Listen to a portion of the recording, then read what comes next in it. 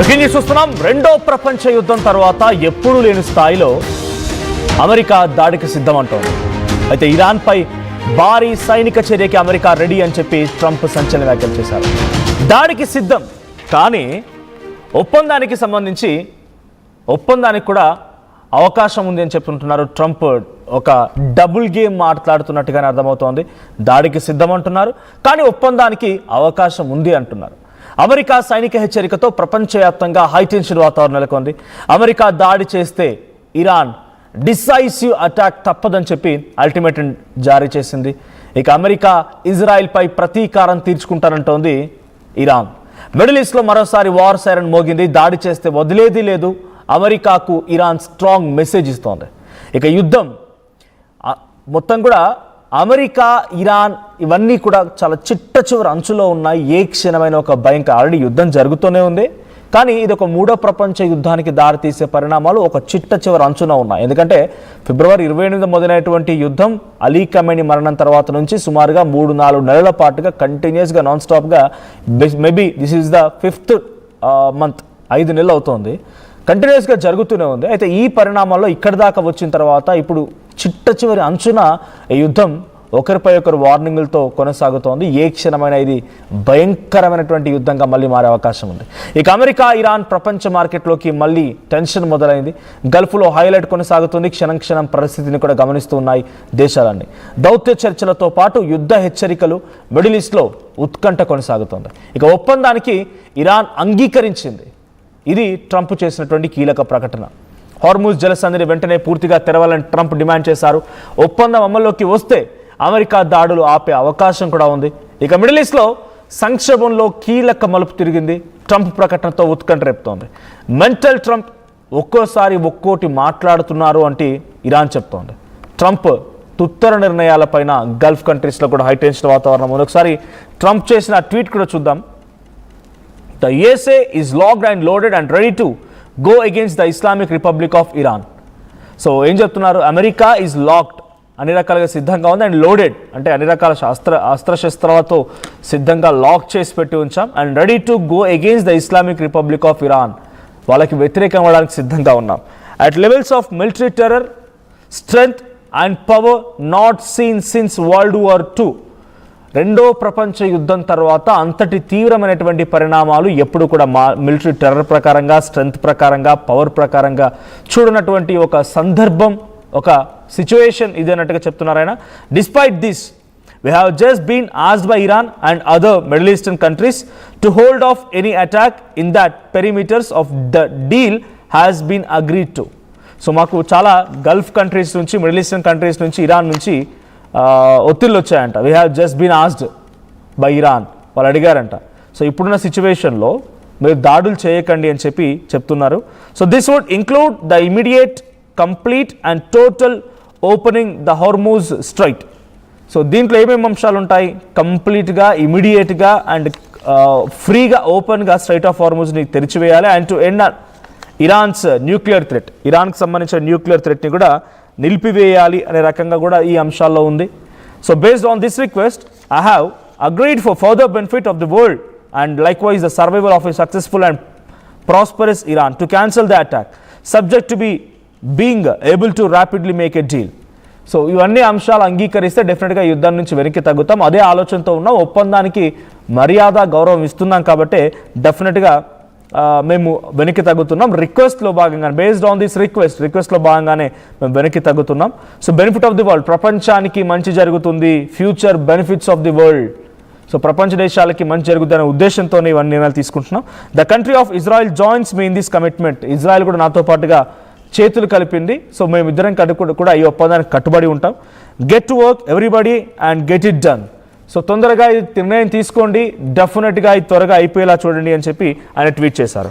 So మొన్నటికి మొన్న Donald Trump యొక్క ట్వీట్ సారాంశం ఏంటి? ఎంబసీ ఏం చెప్పింది? జోర్డాన్లో ఉన్నటువంటి అమ్మన్ ప్రాంతంలో ఉన్న ఎంబసీ, అమెరికన్ ఎంబసీ ఏం చెప్పింది అంటే, జోర్డాన్ దగ్గర ఉన్నటువంటి అమెరికన్ ఎయిర్ బేసెస్ దగ్గర కానీ, అమెరికన్ ఇన్స్టిట్యూషన్స్ దగ్గర కానీ, అమెరికన్ బిల్డింగ్స్ దగ్గర కానీ, అమెరికాకు సంబంధించిన ఏ స్థావరాలైనా సరే కొంత ఆర్మీ కానీ, అమెరికన్ సిటిజన్స్ కానీ వాటికి దూరంగా ఉండండి. Because Iran is getting ready to attack a bigger session. So Iran ఒక భయంకరమైనటువంటి దాడి చేయబోతోంది అనేటువంటి మాటలను చెబుతూ అమెరికా ఎంబసీ అటు గల్ఫ్ కంట్రీస్ ఉన్నటువంటి దుబాయ్, సౌదీ కానీ, తర్వాత ఓమన్ కానీ, ఈ ప్రాంతాల్లో కువైట్లో, ఖతార్లో, బహ్రెయిన్లో, బనామాలో, జోర్డాన్లో, ఇరాక్లో కూడా ఈ ప్రాంతంలో ఉన్నటువంటి అన్ని ఎంబసీ కార్యాలయాలు కూడా డెఫినెట్గా అమెరికన్ సిటిజన్స్ ఈ ప్రాంతాలకి ఇన్స్టిట్యూషన్స్ దూరంగా ఉండండి అని చెప్పి ఒక స్టేట్మెంట్ పాస్ చేసింది ఎంబసీ కార్యాలయం. ఎందుకు? ఇరాన్ అటాక్ చేయబోతోంది. సో ఇరాన్ అటాక్తో భాగంగా 48 గంటల పాటుగా ఈ వీకెండ్లో, అంటే మన శనివారం రోజు నుంచి నేను ఈ వార్త చెప్పేస్తాను, మనకు సుమారు 48 గంటల పాటుగా భయంకరమైనటువంటి యుద్ధం జరగబోతోంది. అమెరికా ఈ అటాక్స్కి సిద్ధమైంది అనేది వాళ్ళంతా చెప్తున్నమాట. సో అమెరికా సిద్ధమైంది. ఎట్లా, ఏ రకంగా బయటకు వచ్చింది ఇది? యుఎస్ సెంట్రల్ కమాండెన్స్ వరకు చెప్పినటువంటి మాట. వాళ్ళంతా ఆర్మీ సిద్ధం అవ్వడం కానీ, అక్కడ నుంచి మిసైల్ సిద్ధం చేయడం కానీ, ఎక్కడెక్కడ టార్గెట్ చేయాలో టార్గెట్ డిసిషన్స్ని ప్రిసైజ్డ్గా టార్గెట్ చేయడానికి సిద్ధం అవ్వడం కానీ, ఇవన్నీ కూడా జరుగుతూ వచ్చాయి. అంతలోనే within no long time, అంటే చాలా వెరీ షార్ట్ టైంలోనే, కొన్ని హావర్స్లోనే డొనాల్డ్ ట్రంప్ నుంచి ఇంకో ట్వీట్, ఆ ట్వీటే మీరు ఇందాక ఆర్టీవీ స్క్రీన్పై చూసినటువంటి ట్వీట్ అది. సో నాతో ఒప్పందానికి సిద్ధమన్నారు, నాడు రిక్వెస్ట్ చేశారు, అడిగారు, కాబట్టి ఆ ఒప్పందాన్ని అంగీకరిస్తున్నాను, కాబట్టి నేను యుద్ధాన్ని ఇక ముందుకు తీసుకెళ్ళదలుచుకోలేదు, సో ఆ ఒప్పందానికి కట్టుబడి ఉంటాము, నాతో పాటు ఇజ్రాయెల్ కూడా కలిసి వస్తుందని వాళ్ళు రిక్వెస్ట్ చేశారు. ప్రపంచ బెనిఫిట్స్ కోసమే నేను నిర్ణయం తీసుకుంటున్నాను, కాదంటే మా దగ్గర అన్ని రకాలుగా సిద్ధంగా ఉన్నాయి, లాక్డ్ అండ్ లోడెడ్, మా దగ్గర అన్ని రకాలుగా లాక్ చేసి పెట్టున్నాయి, ఫుల్గా లోడెడ్గా ఉన్నాయి. సో మేము ప్రపంచ యుద్ధం రెండో ప్రపంచ యుద్ధం తర్వాత అంతటి స్థాయిలో భారీ విధ్వంసాన్ని ఎన్నడూ కూడా చూడని విధంగా చూపించడానికి సిద్ధంగా ఉన్నామని చెప్పి డొనాల్డ్ ట్రంప్ చేసిన వ్యాఖ్య ద్వారా అర్థమవుతోంది. అయితే as of now Donald Trump ఈ వార్నింగ్ డైరెక్ట్గా తొందరగా వేగంగా చేసుకుంటే సరే, లేదనంటే కనుక డెఫినెట్గా మళ్ళీ అంతకంతకు అనుభవించక తప్పదు అనేటువంటి ఒక వార్నింగ్నే ఆయన ఇచ్చారని చెప్పాలి. So as of now Donald Trump యొక్క వార్నింగ్ మరి ఎటువంటి పరిణామాలు దారితీస్తుంది? ఈ అగ్రిమెంట్ జరుగుతుందా? ఈ అగ్రిమెంట్ కొనసాగుతుందా? లేదా ఇంకేదైనా ఒక డిఫరెంట్ ఆఫ్ టర్న్ తీసుకునే అవకాశం ఉందా? ఏం జరిగిందో చూడాలి. బట్ అంచున మాత్రం ఉన్నాయి, చాలా భయంకరమైనటువంటి యుద్ధం అంచుల్లో అయితే అటు అమెరికా, ఇరాన్, ఇజ్రాయెల్తో పాటు గల్ఫ్ కంట్రీస్ అన్నీ కూడా ఉన్నాయి. గల్ఫ్ కంట్రీస్ కూడా ఇప్పుడు అమెరికా ఇరాన్పై అటాక్ చేయడం, ఇరాన్ అమెరికాపై అటాక్ చేయడం, ఈ అటాక్స్ కొనసాగుతూ ఉంటే అనేక రకాలుగా ఇబ్బంది పడిపోతుంది. మొన్న ఆరంకో అనేటువంటి ఒక బిగ్గెస్ట్ ఆయిల్ రిఫైనరీకి సంబంధించినటువంటి ఒక station, it's in Saudi. So అది ఎలా కుప్పకూలిపోయింది తెలిసిందే మీకు. ఇరాన్ యొక్క అటాక్లో భాగంగా అది పూర్తిగా కుప్పకూలిపోయింది, సో పూర్తిగా ధ్వంసం అయిపోయింది. ఇటువంటి పరిస్థితులు గల్ఫ్ కంట్రీస్ కూడా ఎదుర్కోవాల్సిన పరిస్థితి వస్తుంది. సో మరి ఇప్పటికైనా ఈ ఒప్పందం జరుగుతుందా? ఈ ఒప్పందం ఏదైనా మంచి ఫ్రూట్ఫుల్ డిస్కషన్ దిశగా వెళ్తుందా? ఫ్రూట్ఫుల్ డిస్కషన్లో ఏదైనా కీలక అంశాలు బయటపడతాయా చూడాలి. బట్ అమెరికా మాత్రం అన్ని రకాలుగా సిద్ధంగా ఉన్నామని చెప్తోంది, కాబట్టి ఇరాన్ కూడా సిద్ధమవుతోంది, ఇరాన్ కూడా అన్ని రకాలుగా సిద్ధమయ్యాల్సిన పరిస్థితి కూడా వచ్చింది. మరి అమెరికా, ఇరాన్ మధ్య మళ్ళీ ఎటువంటి భయంకరమైనటువంటి ఒక సిచ్యువేషన్ వస్తోంది, ఏ రకంగా ముందుకు వెళ్తాయి? ఆ రెండు దేశాలు కూడా ఇప్పుడు ఒప్పందాన్ని అంగీకరిస్తాయా? ఒప్పందం ఏ రకంగా జరగబోతుందో చూడాలి. సో మీ అభిప్రాయం ఏంటి? నిజంగానే America locked and loaded with the very full weapons, but I was expecting they good agreement and so far వాళ్ళు చెప్తున్న దాంట్లో benefits of the future world. So future benefits of the world, ప్రపంచ దేశానికి సంబంధించి ప్రపంచ దేశాల యొక్క బెనిఫిట్స్ కోసం కూడా ఆలోచిస్తున్నానని చెప్పి ట్రంప్ చెప్పడం మీకేమనిపిస్తోంది?